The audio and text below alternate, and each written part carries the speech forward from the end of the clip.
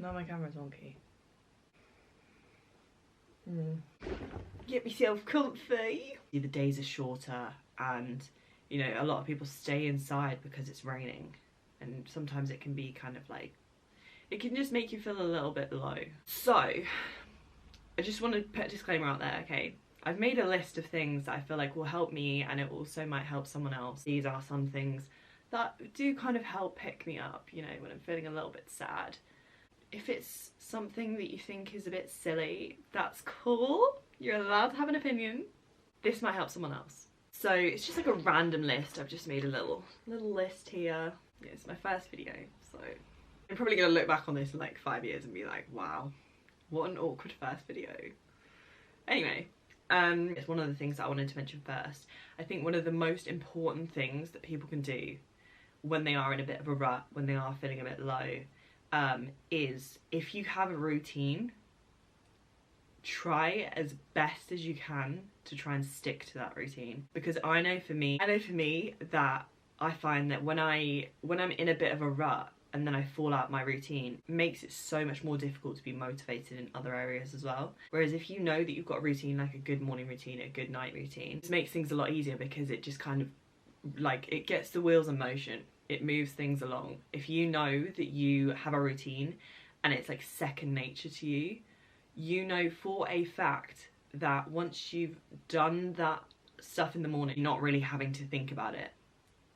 If you don't have a routine, I'd probably recommend that you try and have a routine. It doesn't have to be anything strenuous. It doesn't have to be like a 22-step morning routine where you have to do loads of stuff before you do anything. It could literally just be as simple as get up at a certain time, and then go straight in the bathroom, brush your teeth, have a shower, get dressed, do your skincare or something. And that could be your routine that you do in the morning, non-negotiable. If I have routine, if I have structure, it's gonna make everything else a lot easier. The other thing that I really want to like push home as well, try not to be too hard on yourself if you do fall off a little bit from the routine. You just don't have the energy to do them. That's okay. As long as you do some of those things or you try your best, that's all that matters. Yeah. You got this. The next one was reading and podcasts. Alternatives to that, you can watch YouTube videos. If you do like reading, you can read self-help books. If you don't like reading, but you don't want to watch YouTube, you can always listen to audiobook or podcasts. My favourite podcast at the moment is Diary of a CEO, Stephen Bartlett. He has so many different people on there. And the conversations, like none of them are the same. Really nice, obviously, because it's nice to have a bit of variety because then you learn more stuff. But I definitely would recommend him, 100%. Lewis Howes as well. His podcasts are really good. And also just like fun podcasts. Like I think it's called The Girls' Bathroom. Their podcast's really fun as well. So it doesn't just have to be like something that's really educational. It can just be like a fun podcast. Next one is self-care.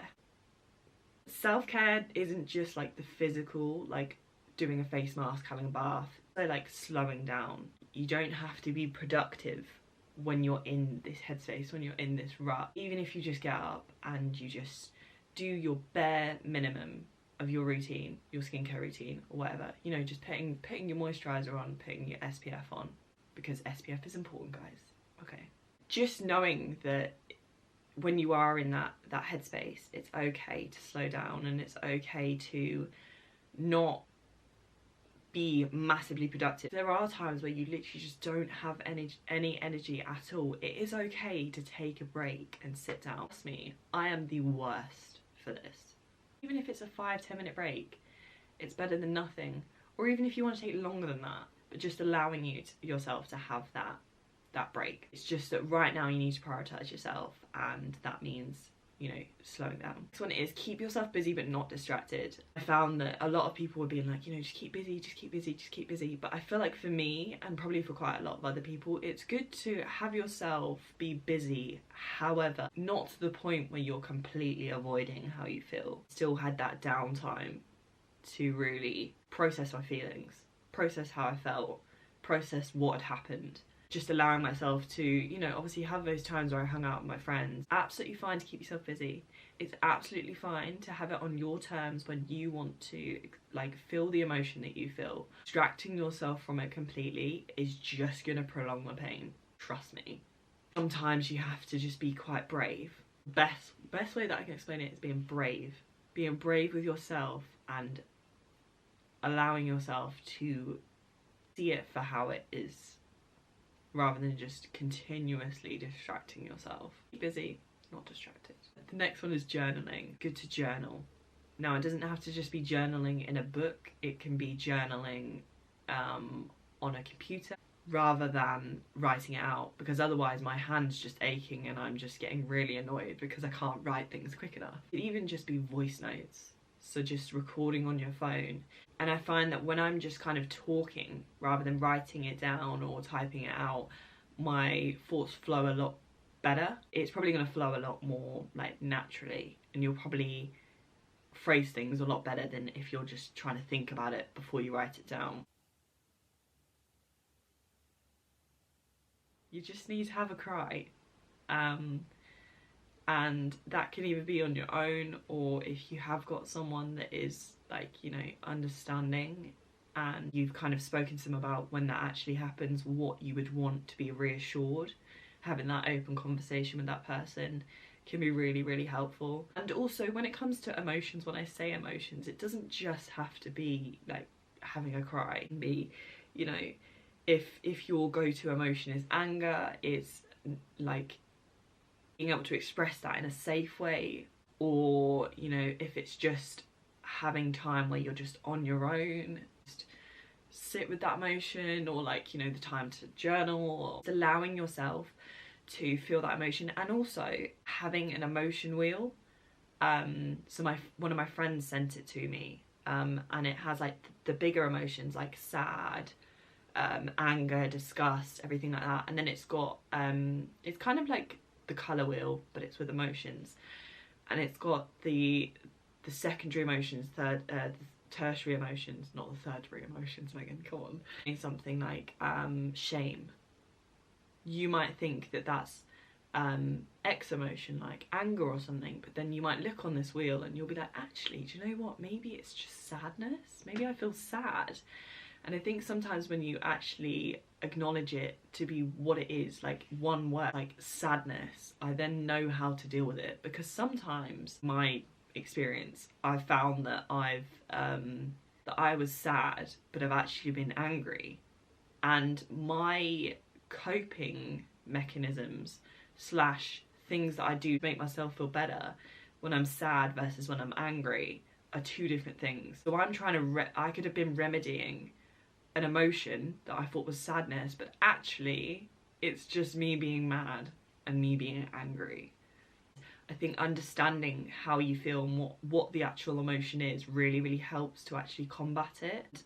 Next time when you feel emotion, whether it's shame or guilt, knowing the bigger emotion can really help you actually deal with it quicker. Not that it's about rushing through how you feel, obviously it's good to acknowledge it and understand it, and, you know, so that you can kind of prepare yourself for next time. Also being able to communicate that with other people, because sometimes you might appear to someone else as being sad, but actually you're feeling like X emotion.